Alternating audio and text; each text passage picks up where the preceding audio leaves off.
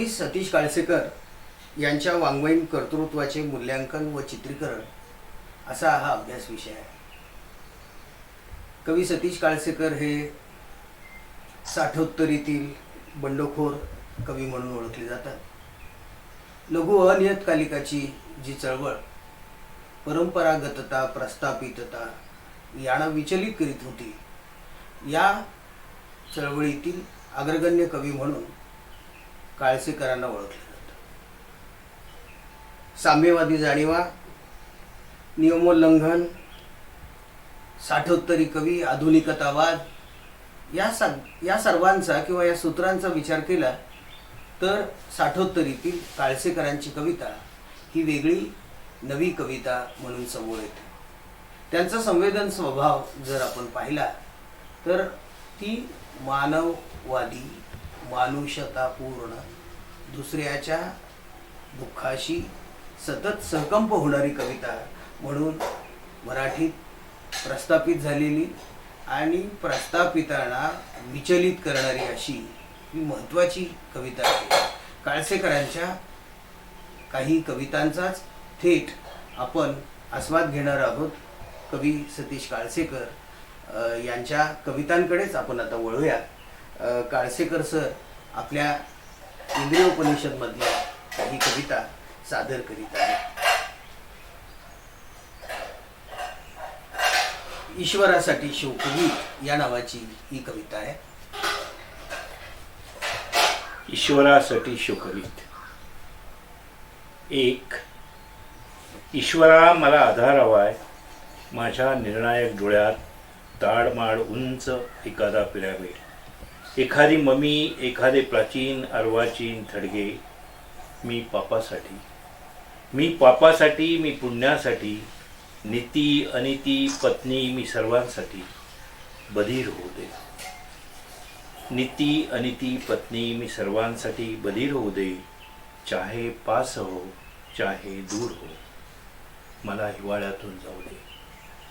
मला हिवाळ्यातून जाऊ दे, उन्हाळ्यातून जाऊ दे, पावसाळ्यातून निचरा होऊ दे, कचरा होऊ दे, घाणीचा एखादा प्रचंड साठा मला जाऊ दे नरकाच्या वाटेने. ईश्वरा तू नाकार माझे भवितव्य. ईश्वरा मी पार्थिवाचा नकार होऊ दे. मला हवी नरकातली अभेद शांतता, मला हवेत पापपुण्यापलीकडचे आधार. ईश्वरा माझ्यासाठी वेश्यागृहांचे दरवाजे खडाखड उघड बंद कर. हिरवे लाल निळे कंदील पटापट विझव. ईश्वरा मला खेच रस्त्यावर, रस्त्यातल्या गुत्त्यांवर, महारोग्यांच्या बिछाण्यात, काळोखात रस्त्यावर मला संभोगवेत अखेरच्या रात्री आधी. मला नरक पाहू दे ईश्वरा, मला नरक पाहू दे ईश्वरा. मला संपव तुझ्यातले दोर भराभरा, कातरून टाक सैरभैर होऊ देत माझ्या देहाचे तुकडे. ईश्वरा या युगातल्या टोटल अंधारात माझ्यावर पाशवी अत्याचार, बलात्कार, जुगाराच्या अड्ड्यावर मला बसू देत जोड्यांचा मार. माझी कातडी होऊ देत दडदडीत, माझी कातडी होऊ देत दडदडीत. 2. ईश्वरा कुठला संकेत मी कविता निर्माण करतोय. ईश्वरा कुठला संकेत मी कविता निर्माण करतोय. कुठला संकेत मी संभोगात एकाग्र होतोय. संकेत मी शब्दांच्या शोकारण्यात अरण्य रुदन करतोय. कुठला संकेत मी रणरणतोय वणव्यात. मूलतः प्रत्येक संध्याकाळ एक शोकांत अकांत, कुठल्याही गगनचुंबी इमारतीची अखेरची खोली. एकांत मला हवाय मृत्यूसाठी, माझ्यासाठी. संध्याकाळी येतात दुःखाचा कडेलोट, संध्याकाळी येतात दुःखाचा कडेलोट. निळ्या सारणीतून वाहते दुःखाचे पाणी. येतात साईरच्या ओळी, हमने जप जप कलिया मांगी. मी कातरतोय कारकुनीच्या अक्षम्य अज्ञातवासात. मी कातरतोय कारकुनीच्या अक्षम्य अज्ञातवासात, कारावासात आकड्यांच्या कडबुळ्यात नष्ट होतोय. ईश्वरा मला कुठल्या आगामी संकेतात कोण घालील माझ्या शवावर अखेरचे शुभ्र वस्त्र. कोण घालील माझ्या शवावर अखेरचे शुभ्र वस्त्र. म्युनिसिपाल्टीचा नोकर कोणाला खरे दुःख. प्रिया दूर विजनवासी एकांत. ईश्वरा मला निर्माण का केलेस, मेरिलिन मनरो हरवते निद्रेच्या गोळ्यातून. बुद्धम शरणम गच्छामी, धम्मम शरणम गच्छामी, निद्राधीन मृत्यूधीन गुरुदत्त सरकतोय. ईश्वरा डोळ्यांना स्वप्ने का दिलीस, ईश्वरा डोळ्यांना स्वप्ने का दिलीस. पाप पुण्य नीती अनिती चरस अफू भांग, मी कशात हरवू सर्वस्व ईश्वरा कशात. कवितांचा तास या नावाची कविता आपण आता ऐकतो आहोत. कवितांचा तास इंद्रिय उपनिषद मध्ये ही पृष्ठ 30 वर असलेली कविता आहे. कवितांचा तास.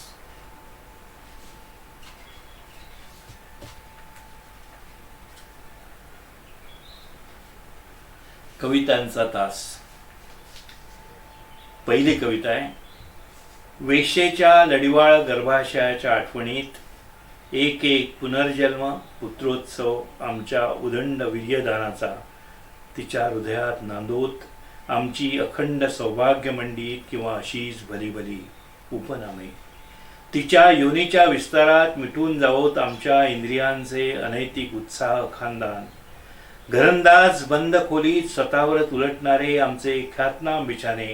ईश्वरा हे इतके करच की आमचा पुनर्जन्म वेश्येच्या लढिवाळ गर्भाशयात, आमचा पुनर्जन्म वेश्येच्या लढिवाळ गर्भाशयात.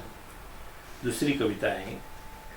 हळूवार दुखऱ्या स्तनानी ती झाडांच्या सावलीत, हळूवार दुखऱ्या स्तनानी ती झाडांच्या सावलीत, वरून सरकणाऱ्या वाऱ्यांच्या लाटांचा कानोसा घेत उभी असते आपल्या एकाकी देहाची थरथर. अनुभवीत आता येणाऱ्या प्रत्येक संध्याकाळी, आता येणाऱ्या प्रत्येक संध्याकाळी वारे असेच थरथर मंथर माझ्या अवतीभोवती वाहतील. माझ्या सुकोमल हृदयावर उमटतील. कोवळ्या पालवीचे ठसे झाडानो पक्षानो आणि माझ्या नवथर सुकुमार लवलव इंद्रियानो, आपण परस्परांच्या सोबतीत एकाकी हरवू हळुवार दुखऱ्या स्तनानी. तिसरी कविता आहे. सूर्यफुलांनी हरवला भर माध्यांनी माथ्यावरचा तळपता सूर्य, सूर्यफुलांनी हरवला भर माध्यांनी माथ्यावरचा तळपता सूर्य. आणि ती मावळू लागली झुकत्या दिशेने कलत, तेव्हा मी प्रथम ओळखले की आता माझ्या प्रारब्धातला सूर्य पुनरपी उगवणार नाही. कदाचित कोडाई कॅनलच्या किंवा तसल्याच कुठल्या तरी एकांतिक झरे वाहणाऱ्या वनात माझे सर्व सरवून बसेन, तेव्हा मी माझ्या इंद्रियांना क्षणभर उत्साहित करून एक दोन सूर्यफुले मावळण्याआधी खुडून घेतली, एक दोन सूर्यफुले मावळण्याआधी खुडून घेतली आणि त्यानंतर सतत जपत गेलो माध्यान्नीचा सूर्य, सतत जपत गेलो माध्यान्नीचा सूर्य. चौथी कविता आहे. नंतर नियमित सर्वांगीण, नंतर नियमित सर्वांगीण वस्त्रे उतरवीत कित्येक रात्री झाल्या नव्या जुन्याच्या आठवणी. नंतर नियमित सर्वांगीण वस्त्रे उतरवीत कित्येक रात्री झाल्या नव्या जुन्याच्या आठवणी. उशा पायथ्याशी कधी केले दुःखाने कळप, मेहरबान रस्त्याने दिवाबितासारखी उचलली कुणाकुणाच्या अजस्त्र देहदंडाची झडप. तरी येणाऱ्या प्रत्येक पावसाळ्यात, तरी येणाऱ्या प्रत्येक पावसाळ्यात मी पाहिले की झाडे नवी होत आहेत, झाडे नवी होत आहेत. वैफल्यावर नव्या रक्ताची अचानक कलमे होत आहेत. संभोगाच्या रोजगारीत सुद्धा इमानाची थाप ठोकता येते. आणि मी मग माझ्याच डोळ्यांवर अविश्वासून पाहिले की तिच्या ओटीपोटाची लक्षणे पूर्वीहून निराळी घडीव उत्काम आपसूक, पूर्वीहून निराळी घडीव उत्काम आपसूक. पाचवी कविता आहे. उर्वरित पावसाळ्यांसाठी, उर्वरित पावसाळ्यांसाठी आतापासूनच शोधून ठेवावीत उबदार अंथरुणे, म्हणून मी स्मशानाच्या वाटेने निघालो. उर्वरित पावसाळ्यांसाठी आतापासूनच शोधून ठेवावीत उबदार अंथरुणे, म्हणून मी स्मशानाच्या वाटेने निघालो. माझ्या स्मृतपाय कवितांनी माझी सोबत सोडली. मला नाकारीत भले भले निघाले आपापल्या ताळेबंद रस्त्याने घराच्या आडोशाला. मी पाहिले सर्वांना दूर जाताना मायावी डोळ्याने. पाहिले की अजूनही तिचे जीव डोळे विसरता येत नाहीत. अजूनही ती हसायची तसे हसणे पाहता येत नाही. उर्वरित पावसाळ्यांसाठी आतापासूनच शोधून ठेवावी उबदार अंथरुणे. तिच्याशी सापडली तिच्याशी सापडली तशी ऊब नंतर कुठल्याच पांघरुणांना देता येणे शक्य झाले नाही. तेव्हा मी फक्त तिच्याच आठवणींना शोधत स्मशानातून माघार आलो, भर पावसातून उर्वरित पावसाळ्यांसाठी, उर्वरित पावसाळ्यांसाठी. क्या 6वी कविता आहे. झुलत्या रस्त्यातून जाताना टांगलेल्या दिव्याना. झुलत्या रस्त्यातून जाताना टांगलेल्या दिव्याना, दिव्या दिव्या दीपत्कार, दिव्याला पाहून नमस्कार. मी नाकारतोय आणि ढुंढतोय इथल्या पडझडीतून, मी नाकारतोय आणि ढुंढतोय इथल्या पडझडीतून प्रत्येक बाजारू वस्तीचा सांकेतिक वावर. हे निष्ठावंत पदचिन्हांकित माझ्या डोळ्यानो, इथल्या समस्त रांडांच्या उन्मळून पडू पाहणाऱ्या उभारांना, उतारांना तुम्ही डोळ्यातून बहिष्कृत करा. नित्याच्या बाजारपेठातून आपल्या नजरा वळवा, पहा तुमच्यासाठी समुद्र गरजतोय. आपल्या नजरा वळवा, पहा तुमच्यासाठी समुद्र गरजतोय. भव्य भीषण तुम्ही प्रत्येक वळचणीत पाहाल बुरशी धरलेले चेहरे, त्याच्यावर महारोगाच्या जाचक खुणा. तर तुम्ही त्यांना आपलेसे करीत चला सरसकट आणि चाला या झुलत्या रस्त्याच्या कडेने. हे दिवे तुम्हाला सोबत करतील तुमच्या अंतिम वास्तवात. जेव्हा तुम्ही जळू लागाल तेव्हा ते असतील टांगलेले रस्त्यावर झुलत्या, ते असतील टांगलेले रस्त्यावर झुलत्या. क्या बात. निमित्त Pablo Neruda, a song of despair. काळसेकरांच्या मनात नेरुदाची कविता सतत वावरते आहे. इंद्रिय उपनिषदमध्ये 45 क्रमांकाच्या पृष्ठावर ही कविता आहे. निमित्त Pablo Neruda, a song of despair.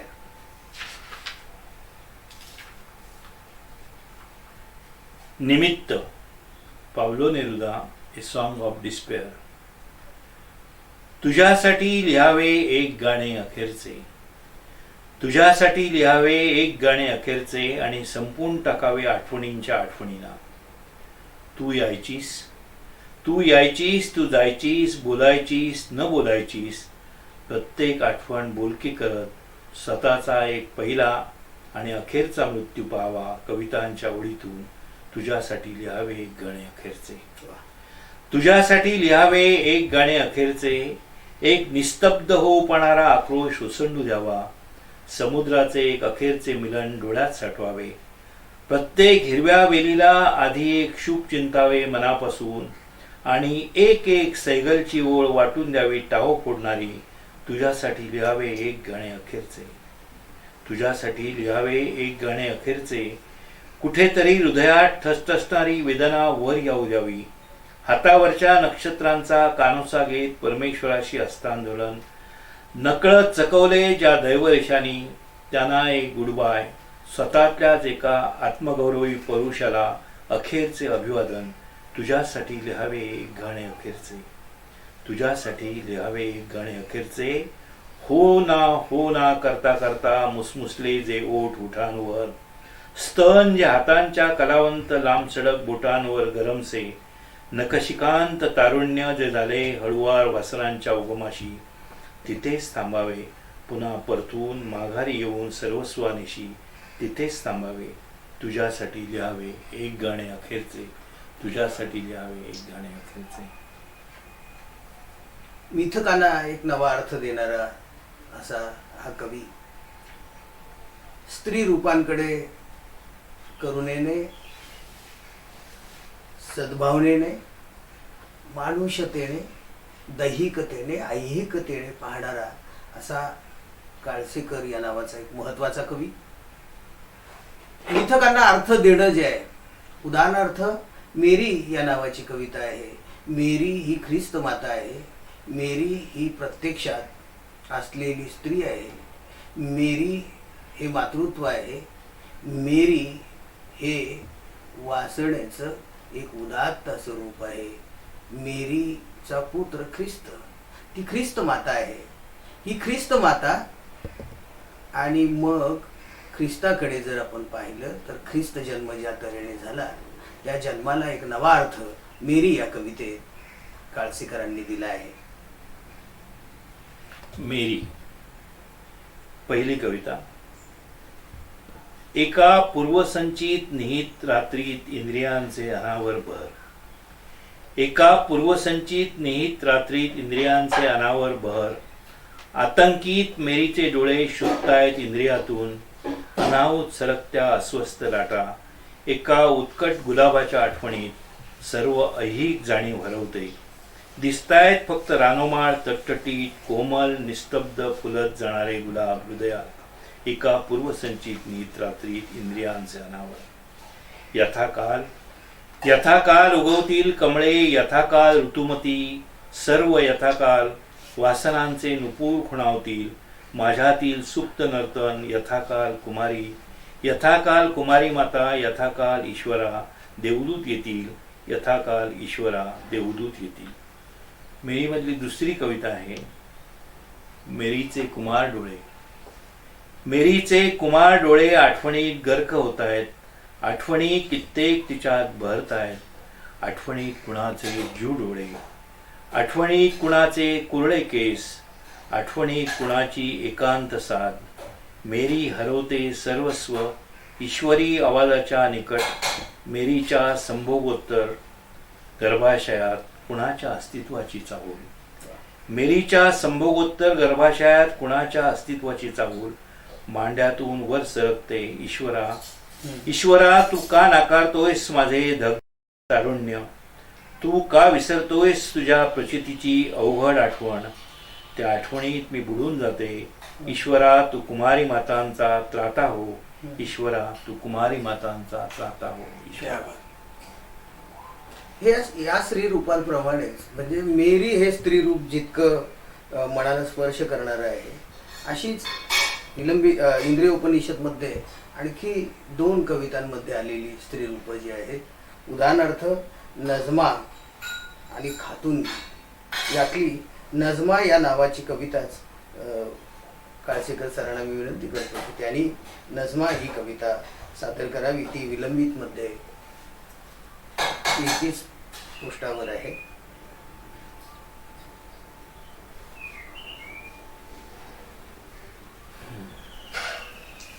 Najma. हाजी अलीच्या समुद्रावर उसळतात लाटा, हाजी अलीच्या समुद्रावर उसळतात लाटा, आदळतात आणि फुटतात खडकाळ किनाऱ्यावर. बांगेचे करुण सूर आळवतात दूरवरच्या अल्लाला, बांगेचे करुण सूर आळवतात दूरवरच्या अल्लाला. फकीर हाका देतात दर्ग्यातील सर्वसाक्षी पिराला. अपार्टमेंट्सच्या भिंतींना फुटत नाही पाझर, अपार्टमेंट्सच्या भिंतींना फुटत नाही पाझर. हेही वर्ष संपून जाईल, हेही वर्ष संपून जाईल, पुसला जाईल नजमाच्या रक्ताचा डाग. सूर्य पुरता उगवण्याआधी समुद्राच्या लाटात विक्रीस न काढता आलेले काळं फुलपाखरू चिरडून जाईल, निष्प्राण होईल तडफडाट. नजमा, नजमा तुझ्यासाठी रडताही आलं नाही, कोसळता आलं नाही. तुझ्यासाठी बहाल विशेषणांवर संतापत नाही आलं फुटता तुझ्यासारखं किंकाळत हम रस्त्यावर थारोळ्यात. नजमा अजून विसरता येत नाही, नजमा अजून विसरता येत नाही. फलटण रोडच्या बाजारातल्या पारोशा सकाळी असंख्य नजमांच्या स्वप्नांची भेसूर परेड. नजमा अजून विझलेला नाही, हृदयाच्या तळाशी ऋतून बसलेला विस्तवाचा अंश. नजमा अजून विझलेला नाही, हृदयाच्या तळाशी ऋतून बसलेला विस्तवाचा अंश. आणि कविता वापरता आलेली नाही अजून धारदार हत्यारासारखी, कविता वापरता आलेली नाही अजून धारदार हत्यारासारखी. खातूनबी हे एक स्त्री रूप असं आहे की ती आया म्हणून परदेशी जाते आणि आई म्हणून मागे जी उरते. तिचं एक विदीर्ण चित्र मनाला अतिशय त्रास करून घेणारी, त्रास देणारी अशी कविता म्हणजे खातूनबी परत आल्यावर. खातूनबी परत आल्यावर, खातूनबी परत आल्यावर हशीदुल्लानं तिला काय सांगावं. खातूनबी परत आल्यावर हशीदुल्लानं तिला काय सांगावं. आपण राहत होतो त्या सर्व झोपड्या उठवायचं सुरूच होतं, आपण राहत होतो त्या सर्व झोपड्या उठवायचं सुरूच होतं. पण प्रथम कोर्टानं मत्तीचा हात पुढे केला आणि झोपड्या राहिल्या. थोड्याशा पाडल्याही त्या माणसांना राहायला दुसरीकडे नेलं आहे असं सांगतात जाताना आणि वाटेत त्यांना दैवात द्यायचा विचार जाहीर होता. परम अल्लाह भक्त आणि सर्व धर्म समभावाचे भक्त अंतुरेनी सर्वांना ईद मुबारक दिला आहे. खातूनबी परत आल्यावर रशीदुल्लानं तिला काय सांगावं हे सांगून झाल्यावर थोडं देशाविषयी सांगावं. आपल्या माताजींनी बद्रीनाथ, केदारनाथ आणि शंकराचार्य अशी दर्शनं घेतली. श्रवण बेळगोळ, राजगीर, बोधीगया इथल्या व्यवस्थेवर त्या जातीनं लक्ष पुरवत आहेत आणि हाच यात्रेच्या दरम्यान त्या दिशेनेही त्या येणार आहेत.